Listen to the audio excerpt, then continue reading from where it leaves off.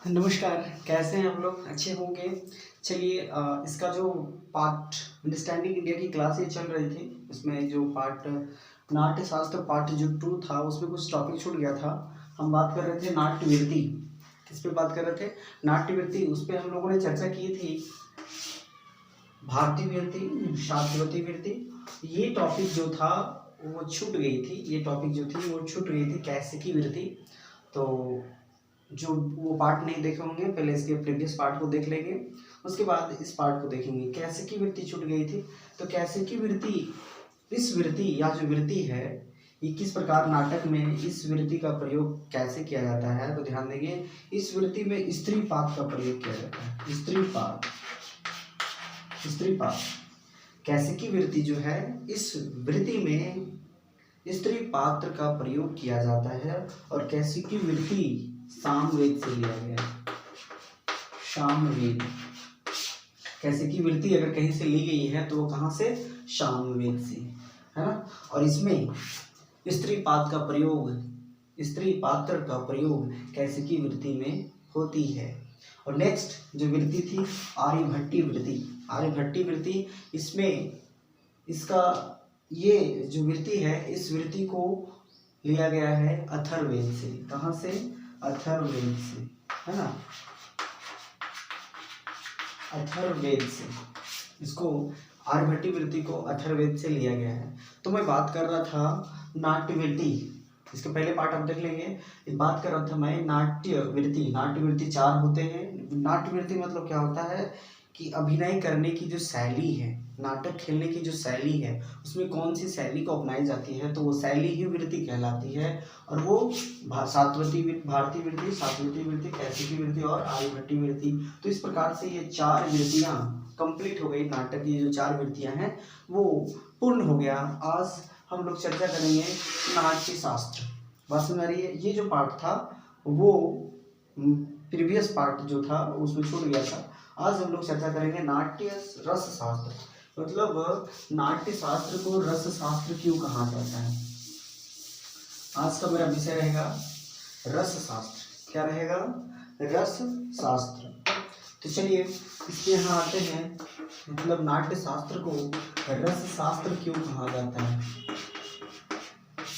नाट्य शास्त्र को रस शास्त्र क्यों कहा जाता है? क्योंकि भरत मुनि ने रस साहित्य में, अगर साहित्य जगत में बात करें तो भरत मुनि ने सबसे पहले रस के विषय में बताया है।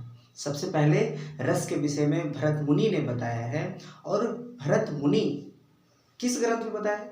वो है नाट्य शास्त्र में। इसलिए नाट्य शास्त्र को रस शास्त्र भी कहा जाता है। अब रस शास्त्र है क्या? तो वैसा शास्त्र जो रस के विषय में बतावे, वैसा शास्त्र जो रस के विषय में बतावे, उसे हम क्या कहेंगे? रस शास्त्र।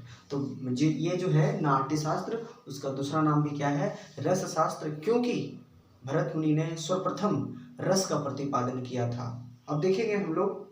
और ये भी बात किए थे कि नाट्य शास्त्र को पंचम वेद भी कहा जाता है, क्योंकि प्रत्येक 4 वेदों से कुछ कुछ चीज़ें, कुछ ऋग्वेद से, कुछ सामवेद से, कुछ अथर्ववेद से, 4 वेदों से, कुछ यजुर्वेद से, 4 वेदों से सामग्री को ले लेकर के इन्होंने नाट्य शास्त्र, नाट्य वेद की उत्पत्ति की थी। किसने? ब्रह्मा ने। तो आज का जो विषय है वो क्या है? रस शास्त्र। इस पे हम लोग बात करेंगे कि रस शास्त्र होता क्या है। तो वह शास्त्र जो रस के विषय में बतावे, वह शास्त्र जो रस के विषय में वर्णन करे, उसे रस शास्त्र कहते हैं। चलिए अब दूसरा पॉइंट ये हुआ कि रस क्या है ना। रस होता क्या है, तो रस क्या है इस पे हम लोग बात करेंगे। तो रस मतलब अभी तक जो आप सुने हैं कि रस का मीनिंग क्या होता है, तो रस मतलब जूस, गन्ने का रस, गाजर का रस, केले का रस, पुदीने का रस, तो ये सांसारिक रस है। साहित्य में रस किसे कहते हैं? तो जिस प्रकार से क्या होता है कि किसी पीने वाला रस को, किसी जो पेय पदार्थ है उसको हम रस कहेंगे।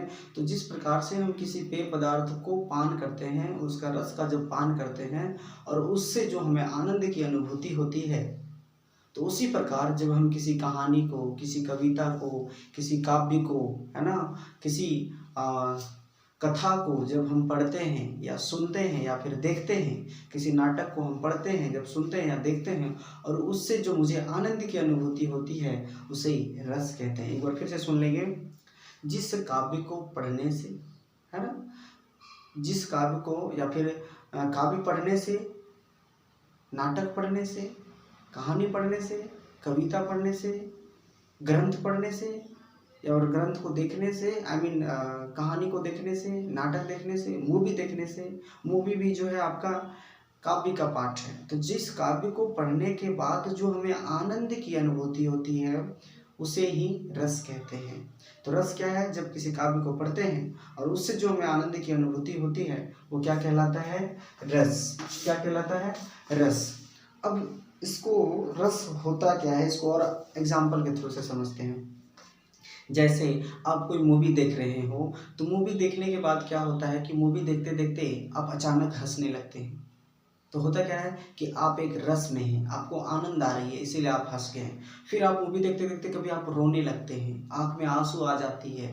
तो वहाँ क्या हुआ? वहाँ ये हुआ कि वहाँ भी आपके अंदर आनंद की अनुभूति हुई। वह आनंद किस रूप में? करुण रस में।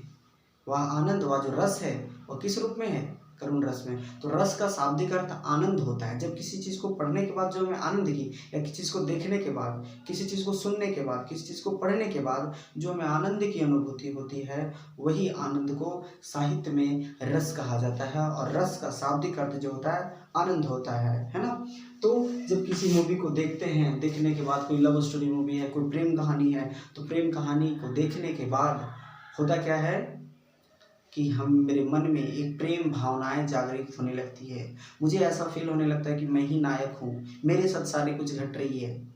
अगर जो कोई लड़की है तो उसको खुद को मानने लगती है कि मेरे साथ ये सारी चीज़ें घट रही हैं। तो अगर वो श्रृंगार रस में है तो वो उसके अंदर प्रेम भाव उत्पन्न होने लगता है।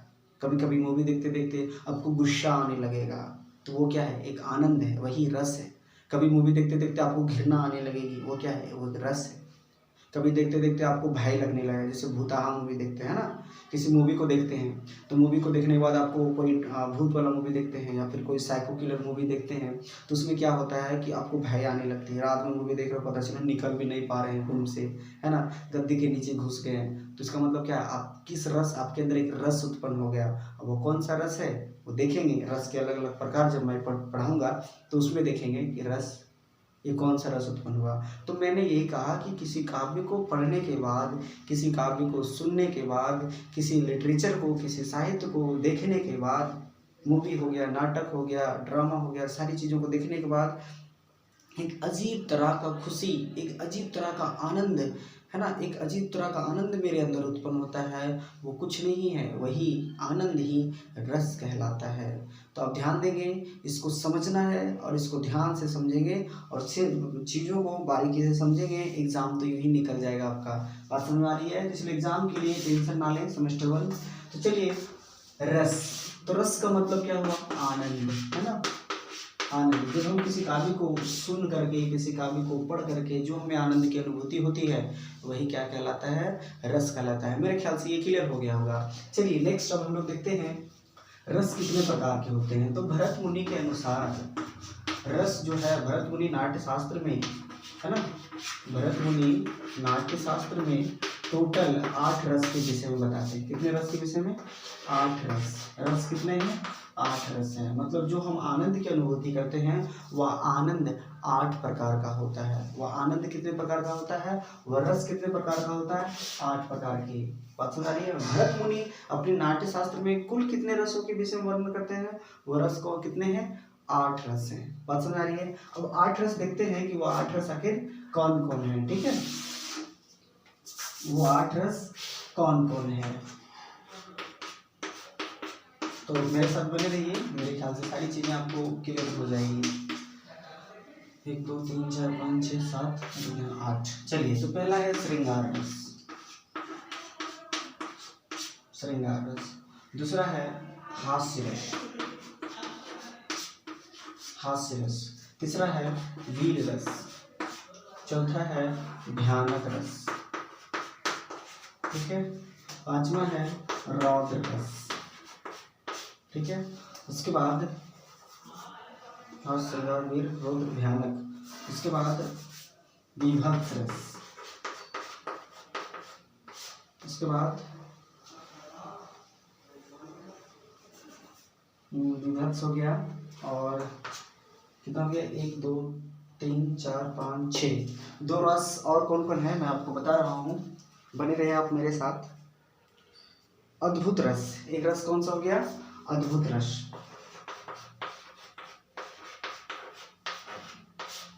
अद्भुत रस, अद्भुत रस। अब नेक्स्ट कौन सा है, वो है आपका करुण रस।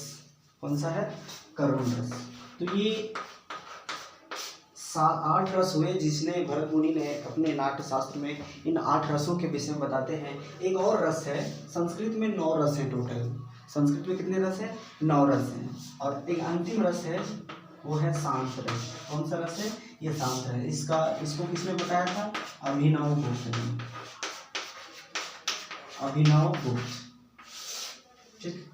तो भरत मुनि के अनुसार रसों की संख्या टोटल 8 है और वो इस प्रकार से है, श्रृंगार रस, हास्य रस, वीर रस, भयानक रस, रौद्र, विभत्स, करुण, अद्भुत। ये 8 रस हैं। 9वां रस को किसने ऐड किया, भरत मुनि, सॉरी अभिनव गुप्त। हिंदी में 2 और रस हैं, हिंदी साहित्य में 2 और रसों का प्रयोग किया जाता है। वह कौन कौन सा रस है, वो भक्ति रस और एक वात्सल्य रस।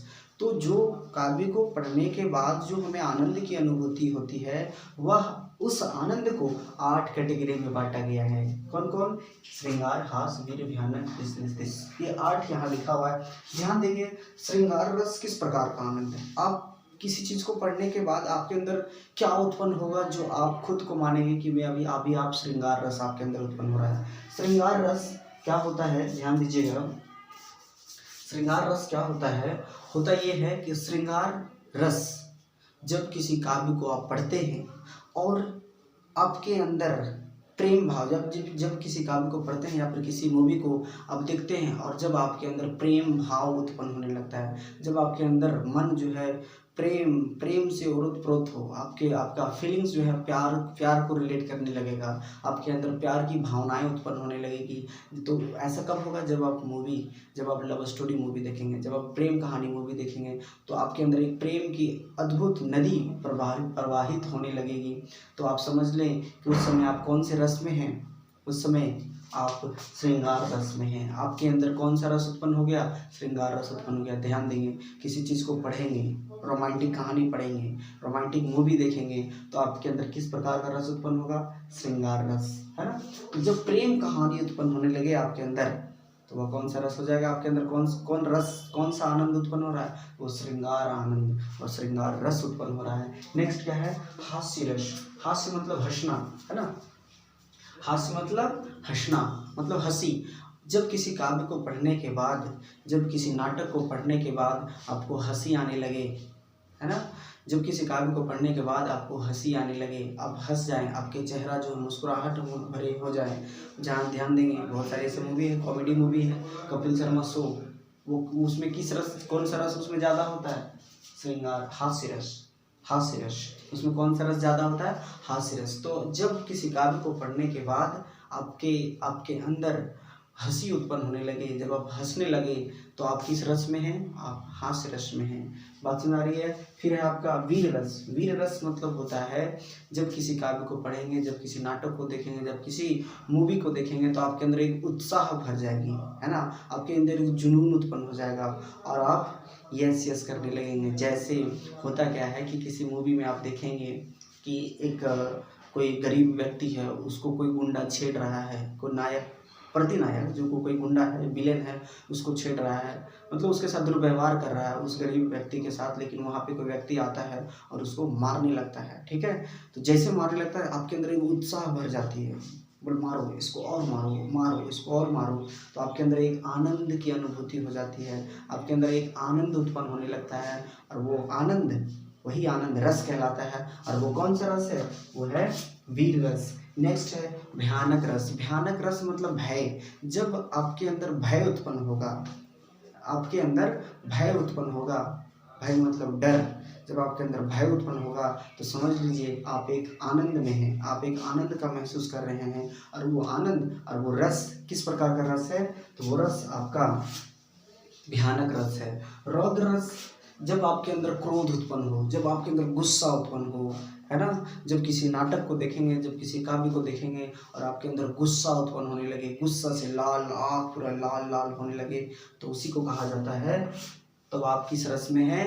आप रौद्र रस में हैं। तो जब किसी काव्य को पढ़ने के बाद मनुष्य के अंदर, हृदय के अंदर क्रोध उत्पन्न होने लगे, है ना, क्रोध उत्पन्न होने लगे, तो आप किस रस में हैं? आप हैं रौद्र रस में। इसीलिए भगवान शंकर को रौद्र रूप, भगवान शंकर रौद्र रूप बोला जाता है। तो रौद्र रस होता है। तो बहुत सारी ऐसी चीज़ें हैं जिसको पढ़ करके आपको गुस्सा आने लगी। मान लीजिए ये द्रौपदी का चिरहरण आप पढ़ रहे हैं महाभारत में, द्रौपदी का चिरहरण आप देख रहे हैं, ठीक है, द्रौपदी का चिरहरण आप देख रहे हैं मूवी में या फिर पढ़ रहे हैं, तो आपके अंदर ना एक गुस्सा उत्पन्न होगा, एक तरफ करुणा भी उत्पन्न होगी। जब आप दुर्योधन की तरफ से सोचेंगे तो आपको गुस्सा उत्पन्न होगा कि दुर्योधन क्यों नहीं कर रहा है, दुशासन ऐसा क्यों कर रहा है, मारता क्यों नहीं को इसको। लेकिन दूसरी तरफ आप द्रौपदी के अंदर सोचें, द्रौपदी के स्थान में खुद को रह करके देखेंगे तो आपको आपके अंदर एक करुणा उत्पन्न होगी, एक करुणा, उसके प्रति दया भाव उत्पन्न होगा, हाय क्या हो रहा है ये सब। तो अलग अलग तरह के रस आपके अंदर उत्पन्न होता है। विभत्स रस, नेक्स्ट क्या है? विभत्स रस।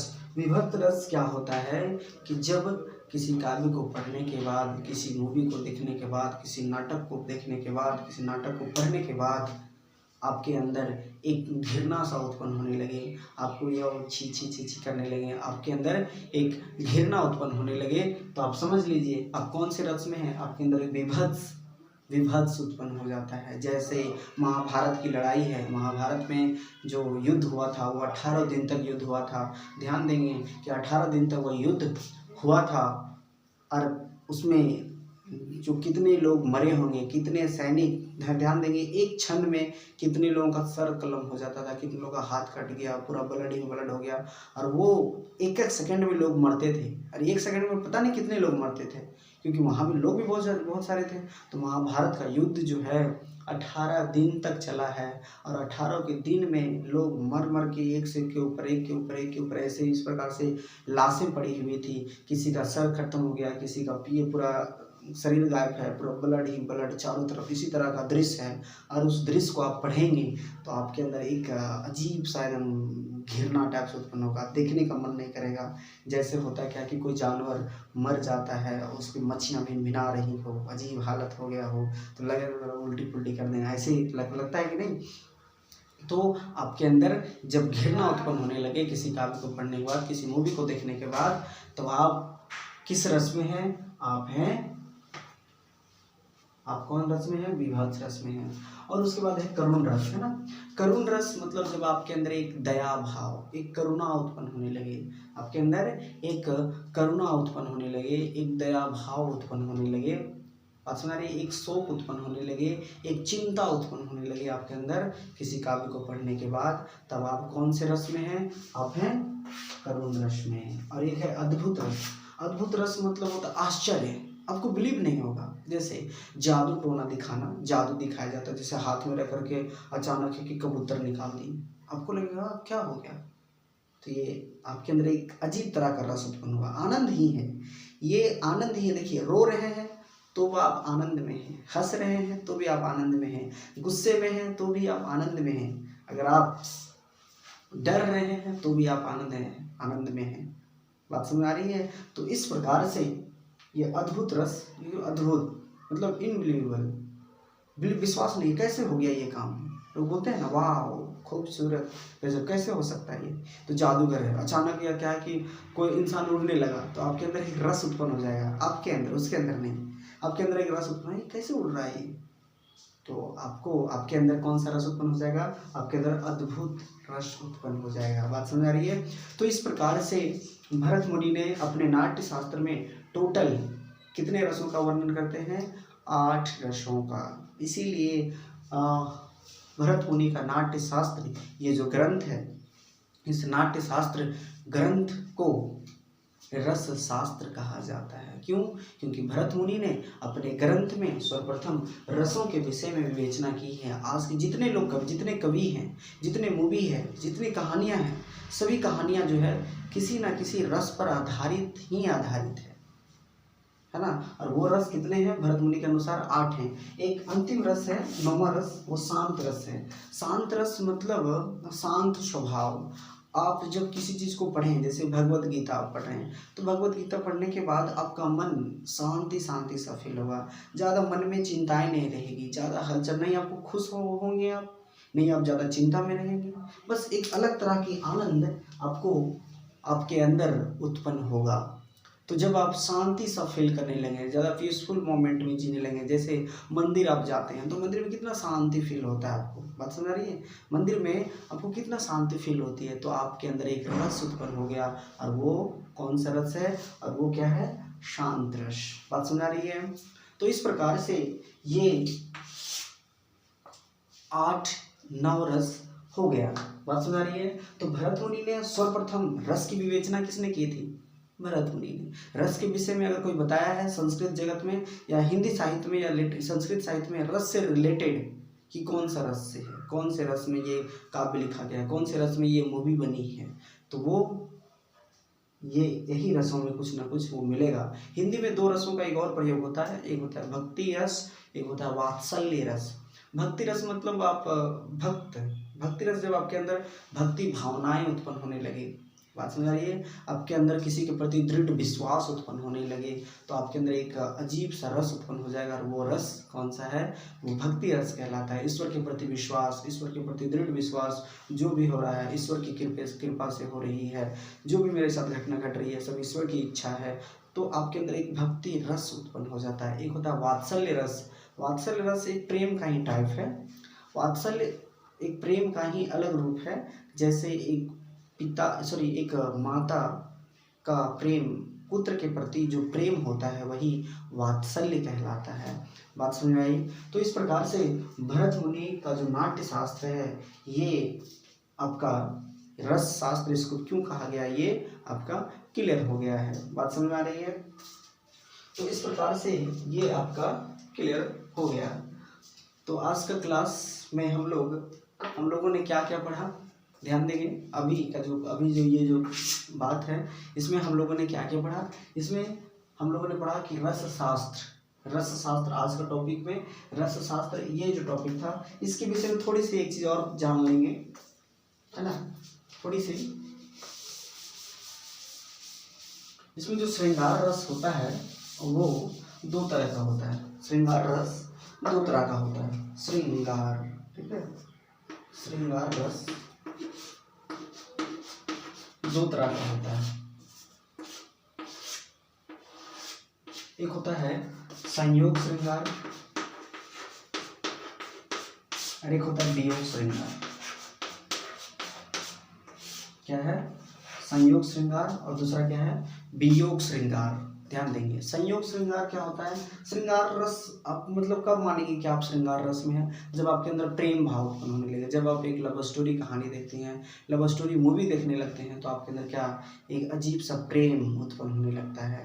तो ये प्रेम नहीं, ये श्रृंगार रस पर आधारित वो जो कहानी थी वो श्रृंगार रस पे लिखा हुआ था। तो जितनी भी कहानियाँ हैं, जितनी भी तरह की घटनाएं हैं, किसी ना किसी रस में तो वो हो गए।